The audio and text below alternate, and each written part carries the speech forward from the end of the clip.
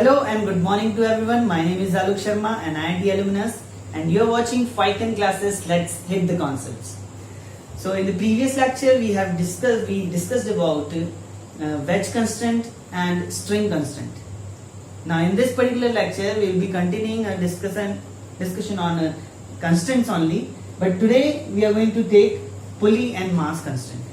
ठीक है, तो वेज और स्ट्रिंग कंस्ट्रेंट के बारे में हमने डिस्कशन पहले कर लिया है. काफी सारे सवाल किए थे, बढ़िया सवाल किए थे, होमवर्क भी दिया था मैंने. ठीक है, और आज हम लोग पुली मास सिस्टम के कंस्ट्रेंट के बारे में बात करने जा रहे हैं. और पुली मास सिस्टम का कंस्ट्रेंट बहुत ज्यादा इंपॉर्टेंट होने वाला है. जब भी हमारे पास वेज, पुली, मास इस टाइप के जितने भी सिस्टम आएंगे ना, उसको जब बनाने हम चलेंगे, एक्सेलरेशन निकालना या फोर्सेस निकालना, टेंशन निकालना, जब ये सब चीजें निकालनी होंगी ना एक कॉम्प्लेक्स सिस्टम में, तो अगर हमें कंस्ट्रेंट का नॉलेज हो तो हमें एक एक्स्ट्रा इक्वेशन मिल जाता है जो हमें हेल्प करता है सॉल्यूशन तक पहुंचने में. समझ रहे हो? तो सॉल्यूशन आसान हो जाता है और वो कंस्ट्रेंट हमें जानना जरूरी होता है. विदाउट दैट कंस्ट्रेंट ये एक तरीका हो सकता है कि कंस्ट्रेंट हमें पता हो तो हम उसे आसानी से सॉल्व कर लें. ठीक है, तो इसलिए हमें कंस्ट्रेंट पढ़ना बहुत ज्यादा जरूरी है. ठीक है, चलो आप तो पुली मास सिस्टम, एक पुली मास सिस्टम लेके तुम्हें पहले थोड़ी सी बातें बताऊं. माना कि एक पुली हमारे पास है इस तरीके से, और पुली से अटैच्ड दो masses, mass A and mass B. ठीक है, अब देखो, अगर ये pulley is moving with the velocity of VP, क्या हो रहा है? पुली वीपी वेलोसिटी से ऊपर की ओर जा रहा है. ठीक है, और देखो ये एक पॉइंट लिया, ये एक पॉइंट लिया, ये पॉइंट है जो जहां पे स्ट्रिंग डिटैच हो रहा है पुली से. स्ट्रिंग इस तरीके से ओवरलैप कर रहा होगा, इस पॉइंट पे डिटैच हो रहा है. और ये एक पॉइंट है स्ट्रिंग का एक पॉइंट जो बी से कनेक्टेड है, स्ट्रिंग का पॉइंट जो पुली से कनेक्टेड है. यहाँ पे स्ट्रिंग का पॉइंट जो पुली से कनेक्टेड है और स्ट्रिंग का पॉइंट जो ए से कनेक्टेड है. ठीक है, अब देखो ये डिस्टेंस क्या है? What is this distance? इसे मैं नाम देता हूं x2. बी साइड का है ना, तो x2 नाम दे दिया. और इसे मैं नाम दे देता हूं ये डिस्टेंस को x1. देखो स्ट्रिंग कांस्टेंट में हमने एक बात पढ़ी थी. क्या बात पढ़ी थी? स्ट्रिंग कांस्टेंट में हमने एक बात पढ़ी थी कि रोप का लेंथ कभी चेंज नहीं होता. राइट, रोप को हम कैसा मानते हैं? इनएक्सटेंसिबल. और मासलेस तो वो तो अलग केस हो गया. अभी हमें कौन सी चीज इंपॉर्टेंट है? Inextensible. That means the length of this string is not going to change.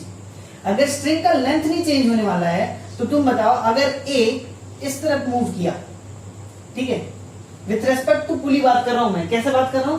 पुली पे अगर तुम बैठे हुए, अब ये वीपी के बारे में तुम मत सोचो, यहां पे तुम बैठे हुए है ना, यहां पे बैठे हुए, पुली में बैठे हुए, तो अगर तुम्हें ए पुली की साइड आता हुआ दिखाई देगा तो x1 क्या बढ़ेगा या घटेगा? ये मुझे बताना.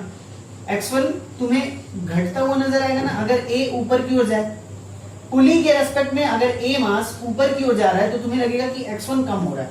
और अगर ए ऊपर की ओर जा रहा होगा तो तुम यहीं पे बैठकर अगर बी को ऑब्जर्व करोगे तो तुम्हें लगेगा कि बी नीचे की ओर जा रहा है ना. विद रेस्पेक्ट टू पुली में बात कर रहा हूं, तब तुम्हें क्या लगेगा कि x2 जो है इंक्रीज कर रहा है और x1 जो है डिक्रीज कर रहा है ना. पुली के रेस्पेक्ट में बात कर रहे हैं. देखो, लेकिन हमें एक बात पता है कि x1 plus x2 will be constant. क्या ये बात मैं सही लिख रहा हूं? क्यों? क्योंकि length of the string is going to be constant. और ये लेंथ तो कभी चेंज नहीं होने वाली यार. यहां से यहां तक वाली लेंथ तो चेंज नहीं होने वाली. मतलब कि x1 plus x2 is going to be constant. ठीक है, अच्छा अब क्या, अब कुछ समय में देखो, अगर इसके पास वेलोसिटी ए और बी के पास वेलोसिटी है तो कुछ समय बाद क्या होगा? x1 कुछ चेंज हो जाएगा, x2 कुछ चेंज हो जाएगा. दैट मींस समय के साथ x1 और x2 तो चेंज होने वाले हैं. राइट, समय के साथ x1 और x2 तो चेंज होने वाले हैं, लेकिन क्या summation of x1 and x2 change होने वाला है? नहीं. करेक्ट, अगर x1 कम हुआ है तो x2 थोड़ा बढ़ जाएगा. मतलब कि टाइम के रेस्पेक्ट में अगर मैं डिफरेंशिएट करूं तो dx1 बाई dt ये वैल्यू कुछ हो सकती है, क्योंकि x1 कम हो सकता है, ज्यादा हो सकता है. मतलब कि ये जीरो तो नहीं होगा, कुछ हो सकता है. फाइन.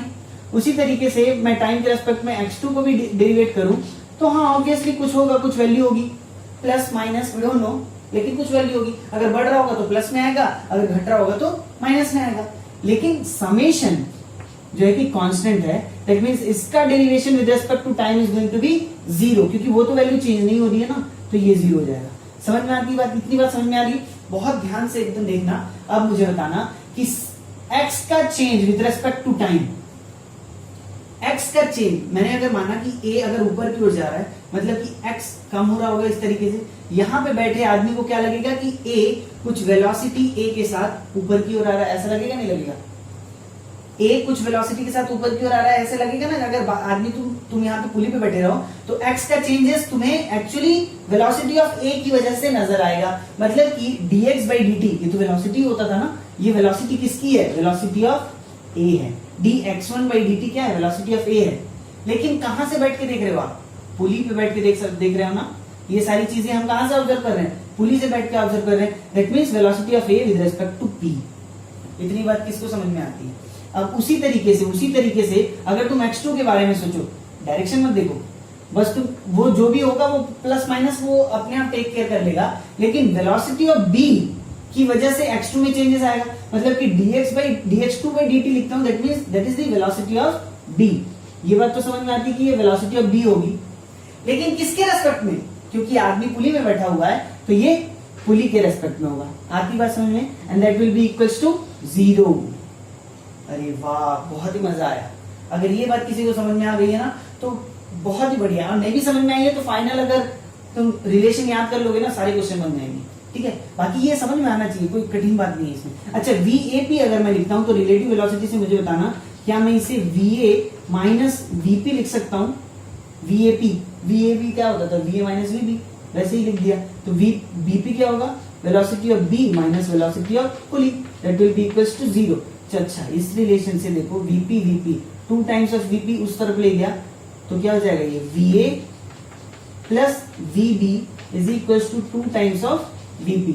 मतलब कि मैं ये भी लिख सकता हूं कि velocity of pulley is going to be velocity of A plus velocity of B divided by 2। ठीक है, ये रिलेशन हमें याद रखना है, ये बहुत ही इंपॉर्टेंट रिलेशन है, बहुत ही important relation. 5 star relation, 5 star relation है भैया। देखो VA VB हमें सब डायरेक्शन के साथ रखना है। अगर ये पॉजिटिव है, अपवर्ड तुम अपने हिसाब से अपवर्ड को पॉजिटिव, डाउनवर्ड को नेगेटिव, जो भी लेना है ले सकते हो। ठीक है, ये रिलेशन हमें याद होना चाहिए। ठीक है, अब ये याद है तो इससे रिलेटेड हम काफी सारे क्वेश्चन हम लाइन से करते हैं। ठीक है, यहां तक लिख लो फटाफट, लिख लो फटाफट।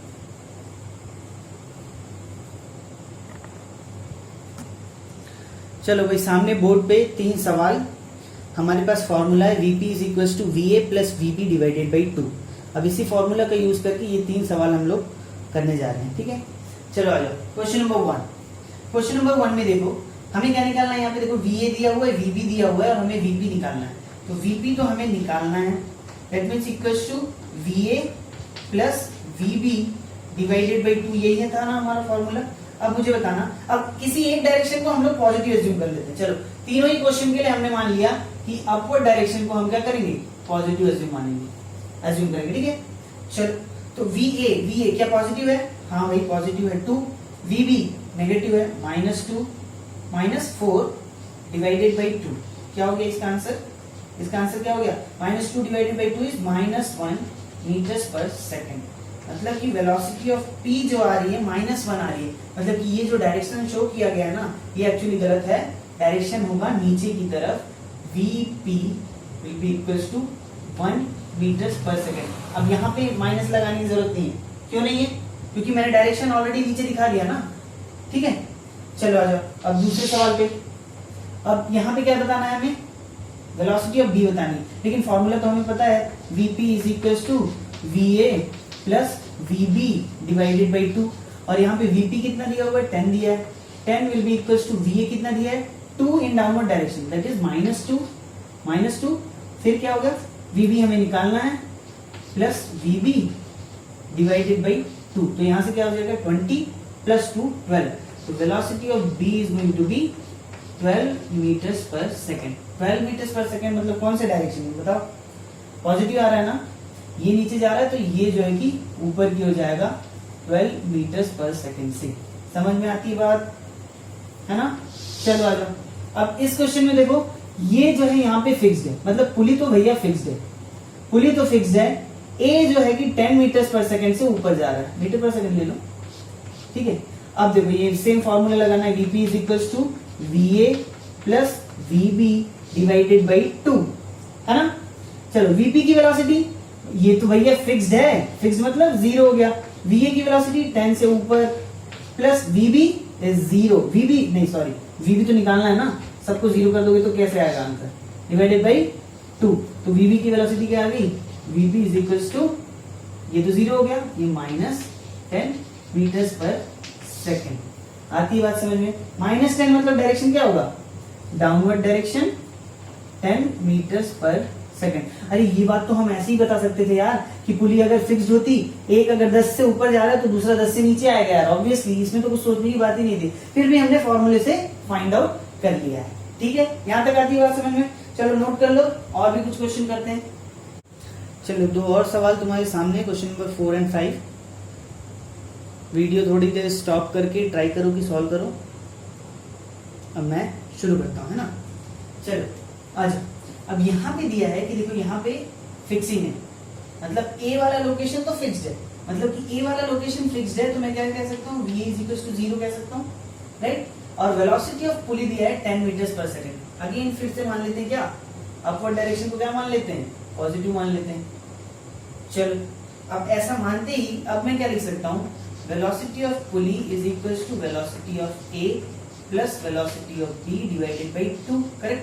वेलोसिटी ऑफ पुली बताना मुझे 10 metres per second, that is equal to VA, VA तो भैया 0 है, प्लस वीबी डिवाइडेड बाई 2। तो यहां से क्या आ गया, वीबी is equal to 20 metres per second. आती बात समझ में। वीबी कितना आ गया, 20 मीटर पर सेकंड, मतलब कि ये क्या होगा, पॉजिटिव और नेगेटिव, पॉजिटिव है मतलब कि ये ऊपर की ओर 20 मीटर्स पर सेकंड से जाने वाला है, ठीक है। चलो आ जाओ, अब ये क्वेश्चन थोड़ा सा बढ़िया दिख रहा है ना। देखो एक ये ब्लू सिंगल स्ट्रिंग है, ये ब्लू है ना, एक ही स्ट्रिंग है।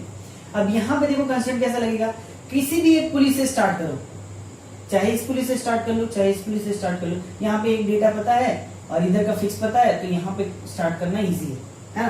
देखो अभी थोड़ा सा ना मैं यहाँ पे जैसे ए है, इस पॉइंट को मैं नाम दे देता हूँ, इस पॉइंट को मैंने नाम दे दिया बी, इस पॉइंट को नाम दे देता हूँ सी, इस पॉइंट को नाम दे देता हूँ डी, ठीक है। किसी को कोई परेशानी। चलो और ये है अपना पुली नंबर 1, क्या है ये है अपना पुली नंबर 1, कुली नंबर 1 नहीं, पुली नंबर 1 और ये है पुली नंबर 2, ये है पुली नंबर 3, ठीक है। चलो पुली नंबर 1 के लिए अब हम लोग लिखते हैं, पुली नंबर 1 के लिए लिखते हैं, 1 के लिए लिखते हैं। देखो क्या हो जाएगा, velocity of pulley is equal to velocity of A plus velocity of B divided by 2, correct. Pulley की वेलोसिटी 0, दैट मींस 2 से मल्टीप्लाई कर तो 0 हो गया। वीए कितना दिया है, 10 मीटर पर second in negative direction, that means -10 plus VB divided by 2 था, ठीक है। तो वीबी कितना आ गया, वीबी आ गया अपना 10 metres per second. 10 metres per second आने का क्या मतलब हुआ कि वीबी ऊपर की ओर जा रहा है ना, है कि नहीं। चलो लेकिन अब इधर से जरा V3 के लिए करते हैं, 3 के लिए करते हैं अगर पुली नंबर 3 के लिए, तो देखो VP3 is equals to VC plus VD divided by 2, है ना। VP3 क्या है, 0 है, VC क्या है पता नहीं, VC का पता नहीं, और VD क्या है प्लस VD तो 0 था। अरे भैया इस रिलेशन से देखो क्या आ गया, VC इज इक्वल टू 0। ओफो, VC 0 आ रहा है और VB कितना आ रहा है, 10 आ रहा है, कैसे होगा, कुछ समझ में आ रहा है। पॉइंट B जो है 10 मीटर्स नीचे आ चुका है 1 सेकंड में, और पॉइंट C वहीं का वहीं है। क्या ये पॉसिबल है, क्या ये पॉसिबल है। देखो यार मैं तुम्हें ये बताना चाह रहा हूँ कि ये पुली नंबर 2 अगर मैं ड्रॉ करता हूँ, इस तरीके से पुली नंबर 2 अगर ड्रॉ करता हूँ, तो देखो पुली में क्या है, स्ट्रिंग जो है कि इस तरीके से पास हो रही है पुली से, है ना। अब ये स्ट्रिंग 2 पॉइंट्स पे टच होती है, इस पॉइंट पे भी और इस पॉइंट पे भी। ये पॉइंट मैंने B नाम दिया हुआ है, ये पॉइंट C नाम दिया हुआ है। अगर B नीचे आता है तो C भी तो नीचे आएगा, समझ में आ रही बात। अगर B नीचे आता है तो C भी तो नीचे आएगा।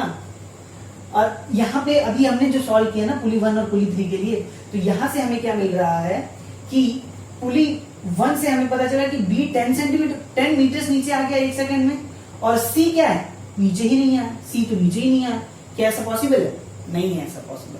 तो क्या होगा एक्चुअली, ये जो 10 सेंटीमीटर नीचे आया था ना, इसका 10 का हाफ ऑफ द पोर्शन सी के लिए काम करेगा। मतलब क्या हो जाएगा कि ये बी पॉइंट जो 10 सेंटीमीटर नीचे आने वाला था, ये 10 सेंटीमीटर बी और सी दोनों में डिस्ट्रीब्यूट होने वाला है। तो ये 5 मीटर आएगा, सॉरी मीटर्स में ना, ये 5 मीटर नीचे आएगा और ये भी 5 मीटर नीचे आएगा। मतलब कि पुली कितना नीचे आया टोटल, पुली भी 5 मीटर नीचे आया।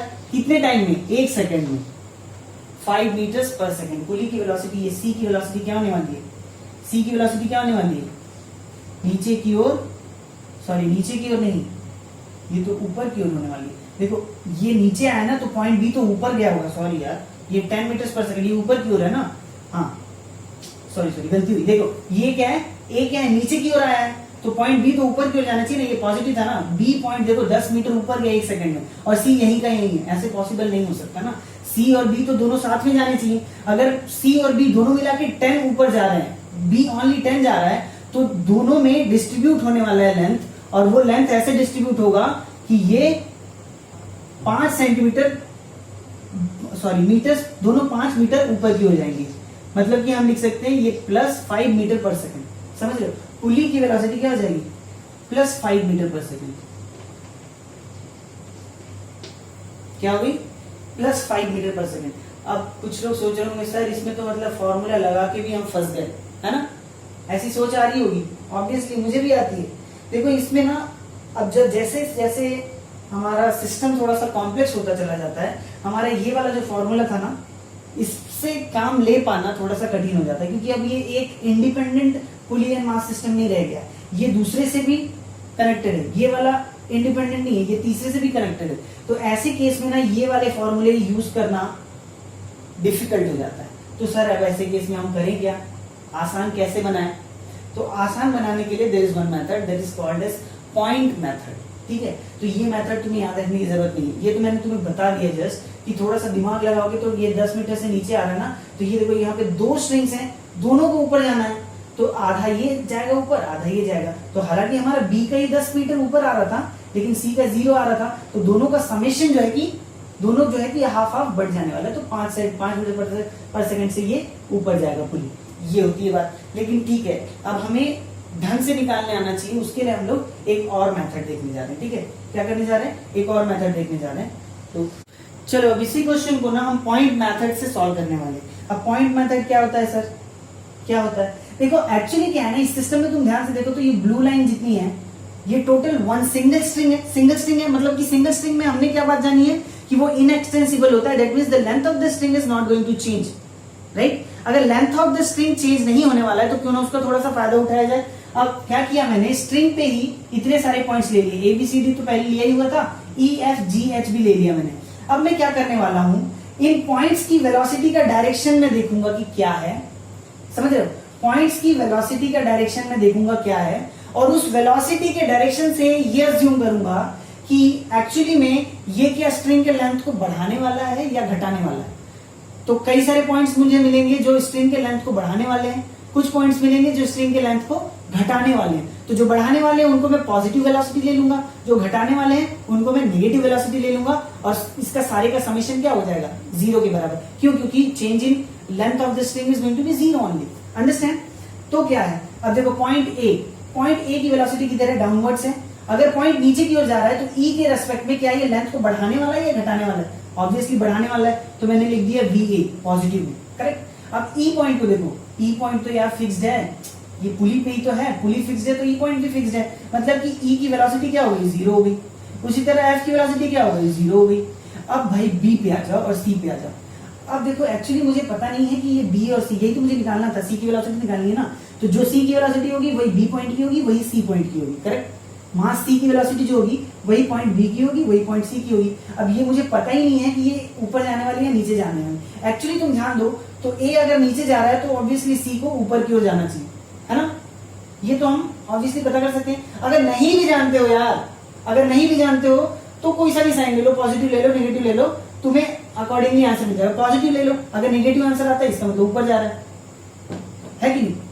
मतलब कि तुम्हें डायरेक्शन का एक वो लेना पड़ेगा, पहले तो असम्पशन लेना पड़ेगा कि अपवर्ड डायरेक्शन को पॉजिटिव ले रहे हो कि डाउनवर्ड डायरेक्शन को। अगर तुमने इसे पॉजिटिव ले लिया तो उस हिसाब से तुम्हें सोचना पड़ेगा जैसा पॉजिटिव नेगेटिव आ रहा है। देखो अभी पहले देखो, ये अगर नीचे की ओर जा रहा है, ये अगर नीचे की जा रहा है, इसको हमने पॉजिटिव लिया है, मतलब कि क्या हुआ, हमने डाउनवर्ड डायरेक्शन को पॉजिटिव अज्यूम कर लिया है। हमने क्या कर लिया है, डाउनवर्ड डायरेक्शन को पॉजिटिव अज्यूम कर लिया है। चलो कोई बात नहीं। अब पॉइंट बी और सी हमें पता है कि ये देखो, ये अगर नीचे जा रहा है तो ये थोड़ी सी ऊपर की ओर जाने वाले, ऊपर की ओर जाने वाले। अगर बी एफ की तरफ जा रहा है तो ये लेंथ को रिड्यूस करेगा या इंक्रीज करेगा? रिड्यूस करेगा ना, तो मैं माइनस बी भी लिख सकता हूँ, नहीं लिख सकता हूँ, करेक्ट है ना? अब सी के बारे में सोचना, अब भैया सी भी तो ऊपर की ओर जाएगा, अब ये पूरी पुली एक साथ ऊपर जाएगी ना, तो सी भी तो ऊपर की ओर जाएगा, मतलब कि इसको भी तो नेगेटिव के साथ लिखना पड़ेगा। और बी और सी तुम ध्यान से देखो एक ही पुली पे हैं, बी और सी एक ही पुली पे हैं, तो वेलोसिटी ऑफ बी क्या वेलोसिटी ऑफ सी की इक्वल नहीं होगा? बिल्कुल होगा सर, है ना? अब सी के बारे में लिख लिया, जी के बारे में बताना। जी तो यार फिक्स्ड है, फिक्स्ड वाले के साथ है पुली पे, तो जी तो जीरो हो गया। एच क्या हो गया? एच भी जीरो हो गया। डी क्या हो गया? ये भी फिक्स्ड है, ये भी जीरो हो गया, that will be equals to zero. आती है बात समझ में? यहाँ तक किसको समझ में आ रहा है? देखो अब वी क्या था, 10 मीटर्स पर सेकेंड, इसको 10 लिख लिया, माइनस वीबी, और वीसी भी तो बी के ही बराबर है, तो इसे भी माइनस वीबी लिख लिया, equals to zero. That means 2 times of VB is equals to 10, that means VB is equals to 5 metres per second. अरे वाह सर, ये तो सेम टू सेम आंसर आ गया जैसा हमने पहले लाया था, 5 मीटर पर सेकेंड।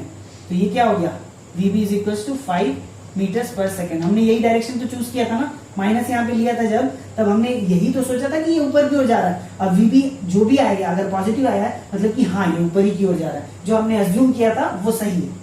अगर ये नेगेटिव आ जाता तो हमारा अजम्पशन गलत हो जाता और हम इसका डायरेक्शन अपोजिट कर देते। समझ में आ रही बात? देखो तुम्हें एक अज्यूम करना पड़ेगा, जैसे मुझे तो आइडिया लग गया कि ये ऑब्वियसली ऊपर जाएगा, अगर नहीं भी लगा होता, मुझे अगर तुम्हें अगर ऐसा लगा होता कि क्या पता ये नीचे आएगा, तो तुम क्या करते, नीचे जा रहा है ऐसा सोच के तुम इस लेंथ को इंक्रीमेंट मान लेते, तो यहाँ पे क्या ले लेते, प्लस, यहाँ भी ले लेते प्लस, और तुम्हारा आंसर फाइनली नेगेटिव आता, तब तुम जान जाते कि अरे नहीं ये नीचे नहीं जा रहा है, ये तो ऊपर की ओर जा रहा है। समझ में आ रही बात? बहुत बढ़िया मेथड है ना ये। पॉइंट मेथड जो है कि चीजों को आसान बना देता है। अगर कॉम्प्लेक्स ज्योमेट्री है, always go for point method, understand? चलो आगे बढ़ते हैं, एक आध और सवाल लेते हैं। चलो क्वेश्चन नंबर 6 और क्वेश्चन नंबर 7 तुम्हारे सामने है, और ब्लू कलर की जो स्ट्रिंग है वो सिंगल स्ट्रिंग शो कर रही है, ठीक है? तो अब तुम्हें क्या करना है, देखो पहले क्वेश्चन में VA दिया हुआ है, VB निकालना है। दूसरे क्वेश्चन में VA दिया हुआ है, VB और VC के बीच में रिलेशन दिया हुआ है, तो तुम्हें VB VC दोनों की वैल्यू निकालनी है, ठीक है? चलो आज सॉल्व करते हैं। तुम स्टॉप कर लो और तुम्हें सॉल्व करने की कोशिश करो, और फिर हम VB निकालते हैं। इस क्वेश्चन में देखना ये क्या है, VA 10 मीटर्स पर सेकेंड है, fine, VA 10 metres per second है। अगर VA 10 मीटर्स पर सेकेंड है तो यहाँ पे वेलोसिटी कितनी होगी, ये भी तो 10 मीटर्स पर सेकेंड होगी, है कि नहीं? ये भी तो 10 मीटर पर सेकेंड होगी। अगर ये 10 मीटर पर सेकेंड है, अब तुम ये एक पुली अज्यूम करो, देखो ये एक पुली दिख रही है, नहीं दिख रही? ये वाली पुली देखो, इस पुली को मैं बना रहा हूँ, ठीक है? ये हो गया, ये एक है, ये 10 मीटर पर सेकेंड दिया हुआ है ना?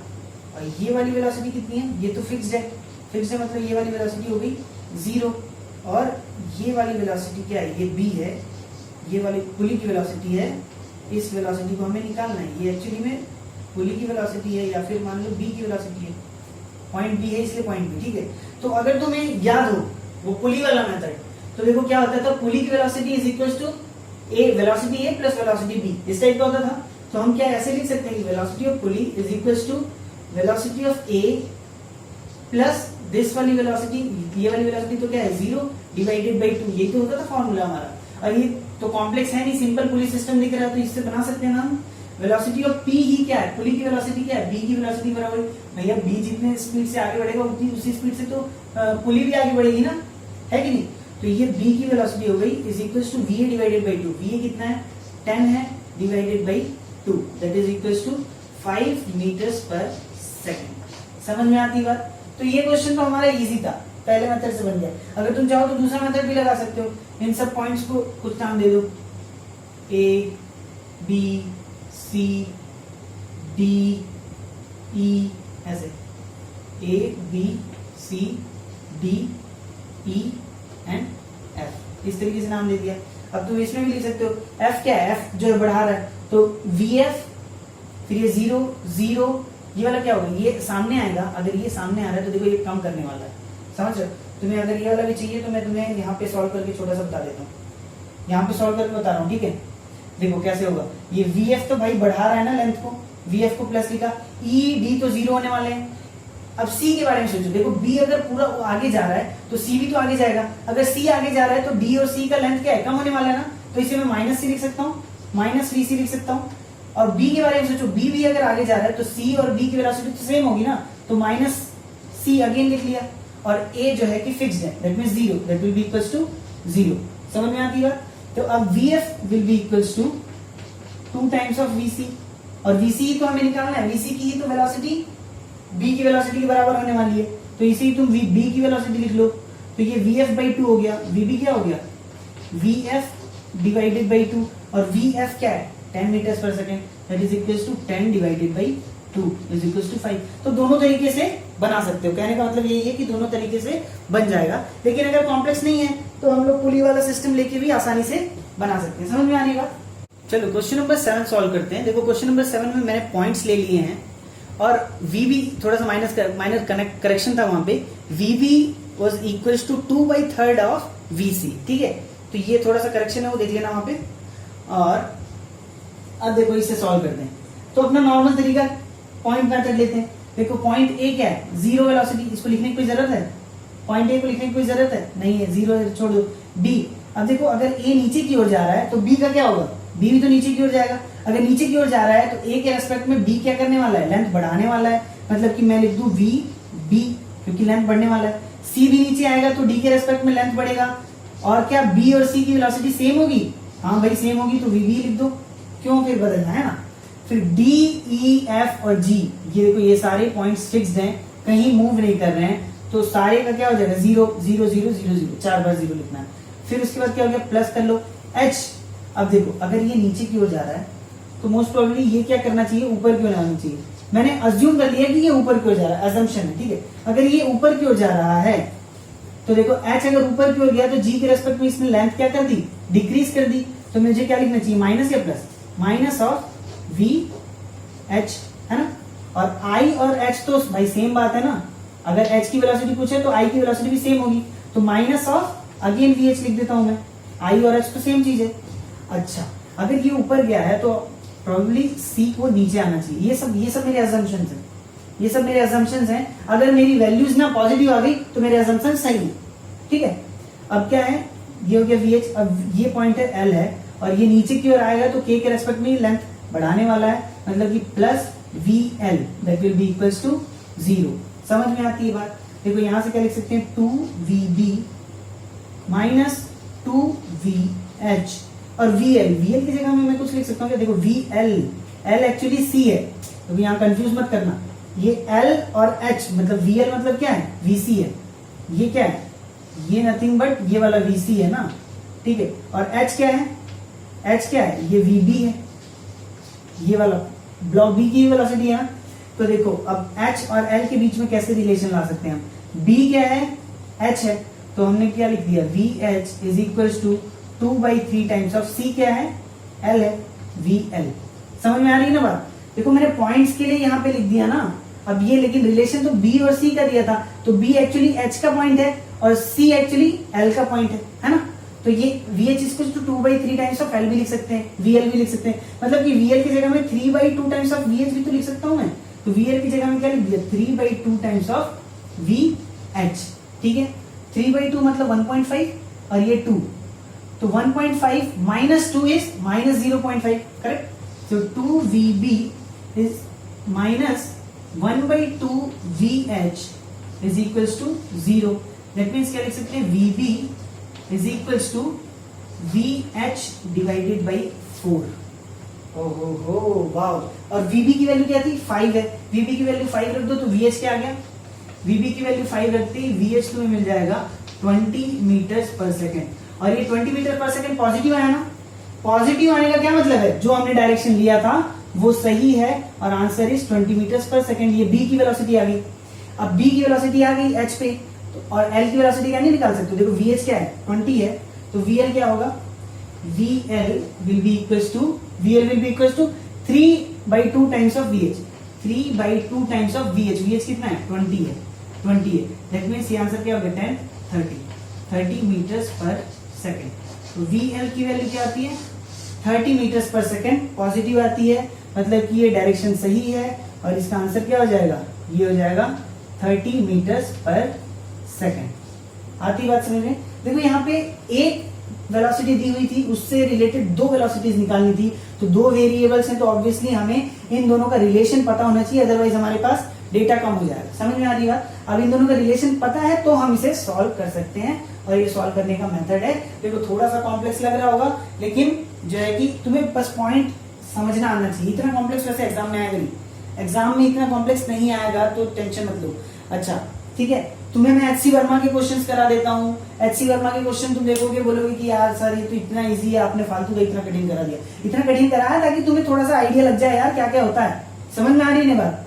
कठिन वैसे कठिन नहीं है, तुम देखो तो पॉइंट मेथड में चीजें आसान हो जाती। यही अगर पुली मेथड से करना होता तो फिर पसीने छूट जाते, मतलब नहीं कर पाता यार, कठिन हो जाता है ना। यहाँ पे पुली मेथड लगाना आसान था, कोई दिक्कत नहीं था। अब हम लोग क्या करते हैं, एक दो एचसी वर्मा के एक प्रॉब्लम तो कर ही लेते हैं। ठीक है, चलो एक प्रॉब्लम एचसी वर्मा का लेते हैं। चलो एक एचसी वर्मा का क्वेश्चन नंबर 34 ले रहे हैं। वहां पे जो है कि एक्सीलरेशन की वैल्यू निकालने की कहा है, हम उसे थोड़ा सा चेंज कर रहे हैं। एक्सीलरेशन ए और एक्सीलरेशन बी एज्यूम कर लिया है, और हमें एक्सीलरेशन ए एक्सीलरेशन बी का रिलेशन पता करना है। ठीक है, अब रिलेशन पता करना है। अब एक्सीलरेशन के बीच में रिलेशन पता करना है। हमने अभी तक क्या है वेलोसिटी की बात की थी, तो क्या सर हमने जो मेथड्स पढ़े हैं पॉइंट मेथड और वो पुली वाले मेथड, क्या वो एक्सीलरेशन के लिए भी वैलिड होंगे? तो बिल्कुल हाँ वैलिड होंगे। जो चीज वेलोसिटी के लिए पढ़ी है सेम टू सेम सारी चीजें एक्सीलरेशन के लिए भी वैलिड होंगी। ठीक है, तो कोई दिक्कत की बात ही नहीं है। तो चलो आप पॉइंट्स ले लेते हैं। पॉइंट्स ले लिया, देखो ये हो गया पॉइंट 1, पॉइंट 2 ले लेते हैं, ये 2, ये 3, ये पॉइंट क्या हो गया 4, ये पॉइंट हो गया 5 और ये हो गया 6। ठीक है, चलो अब इक्वेशन लिखते हैं। पॉइंट ए का तो रोल क्या हो गया 0 हो गया। पॉइंट 2 अगर ये नीचे की ओर जा रहा है, हमें ए और बी का रिलेशन पता करना है। अभी हमें कुछ पता नहीं है। ठीक है, हमने मान लिया कि ये भी नीचे की ओर जा रहा है। अगर ये नीचे की ओर जा रहा है तो ये वाला क्या करना चाहिए, ऊपर की ओर जाना चाहिए। तो ये हमारा अजम्पशन वैसे गलत है, देखते हैं नेगेटिव आना चाहिए, है ना। चलो अगर ये पॉइंट 2 नीचे की ओर जा रहा है तो ये लेंथ को इंक्रीज करेगा या डिक्रीज करेगा? इंक्रीज कर रहा है, मतलब कि मैं क्या लिख दूं प्लस V2 लिख दूं, कोई दिक्कत। और 2 और 3 तो सेम होने वाले हैं। अगर 2 नीचे जा रहा है तो 3 भी नीचे जाएगा, 3 नीचे जा रहा है तो प्लस होना चाहिए। प्लस V3 लिख दूं या प्लस V2 लिख दूं, सेम बात हुई है ना, क्योंकि 2 और 3 की वेलोसिटी सेम है। अब 4 पे आया तो वो तो भैया 0 है, 5 पे आया भैया वो भी 0 है, और 6 देखो यहाँ पे नीचे अज्यूम किया है हमने। अगर अज्यूम किया है नीचे तो मुझे क्या है, देखो 5 के रेस्पेक्ट में C अगर नीचे जा रहा है तो लेंथ बढ़ाएगा, तो अगेन क्या लिखना पड़ेगा V6। समझ में आ रही बात, इज इक्वल्स टू 0। ठीक है, देखो वेलोसिटी के लिए रिलेशन लिख दिया, उसके फिर एक्सीलरेशन की टर्म में लिख देंगे, कोई दिक्कत नहीं है यार, सेम होता है। वेलोसिटी और एक्सीलरेशन के लिए सेम हो जाती है बातें। ठीक है, तो देखो यहाँ पे क्या होगा 2v2 that will be equals to minus of v6। आती बात समझ में, मतलब कि तुम देखो ये v2 is nothing but acceleration of a है ना। ये 2 पॉइंट और a पॉइंट ये दोनों तो एक दूसरे से जुड़े हुए हैं, तो 2 times acceleration of a will be equals to minus of 6, मतलब कि एक्सीलरेशन ऑफ b।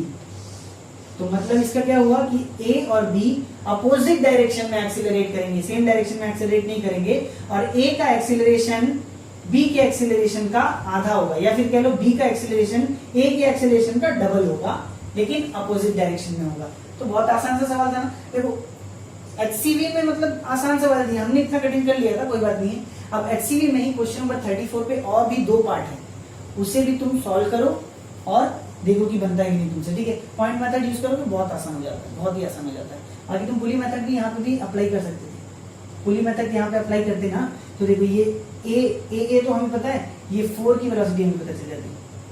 समझ में आ रही बात, वो मतलब ये वाली 0 है तो 4 की वेलोसिटी पता चल जाती, फिर इधर ट्रांसफर कर लेते 6 पे, तो वो भी काम कर सकते थे, बाकी पॉइंट मेथड इज बेटर।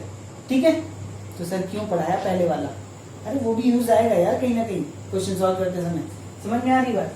चलो, तो आज की क्लास हम लोग यहीं पे खत्म करते हैं, और कंस्टेंट मोशन जो है कि इसी के साथ खत्म होता है। अब इन कंस्टेंट मोशन का यूज करके ना बहुत सारे सवाल किए जा सकते हैं जिनको आसान बनाया जा सकता है। मतलब कंस्टेंट से एक रिलेशन हमें मिल जाता है, समझ रहे हो? जब कॉम्प्लेक्स ज्योमेट्री दिया होता है ना, सिस्टम दिया होता है, तो कंस्टेंट मोशन का अप्लाई की एप्लीकेशन से हम एक इक्वेशन पता कर सकते हैं। बाकी अनदर इक्वेशंस तो वो जो भी है न्यूटन्स के सेकंड लॉ से बाकी इक्वेशंस मिलते हैं, एक इक्वेशन कंस्टेंट से मिलता है, और जिसको कंस्टेंट आता है वही सॉल्व कर पाएगा। एक इक्वेशन कम हो गया तो फिर क्या क्वेश्चन सॉल्व कर पाओगे? क्या नहीं कर पाओगे? ठीक है, अगर 3 वेरिएबल्स हैं तो 3 इक्वेशन चाहिए ना, 2 इक्वेशन तो तुम्हें वहां से मिल जाएंगे न्यूटन्स लॉ से, लेकिन एक इक्वेशन कंस्टेंट से मिलेगा, और वो कंस्टेंट फिर आना चाहिए। ठीक है, समझ रहे हो? समझ रहे हो? चलो, तो क्लास में मजा आ रहा है ना? रंगीन क्लास चल रही है बिल्कुल, तो मजा आना चाहिए, ऐसे ही मजे करते रहो और पढ़ाई करते रहो घर पे, और बढ़िया है। फिर अपने दोस्तों को बताओ, थोड़ा सा क्लास में नंबर ऑफ स्टूडेंट्स बढ़ने जरूरी है। ठीक है, चलो, okay, bye bye, take care, ध्यान रखो, घर वालों का ध्यान रखो, और हंसते रहो, मुस्कुराते रहो। Bye bye.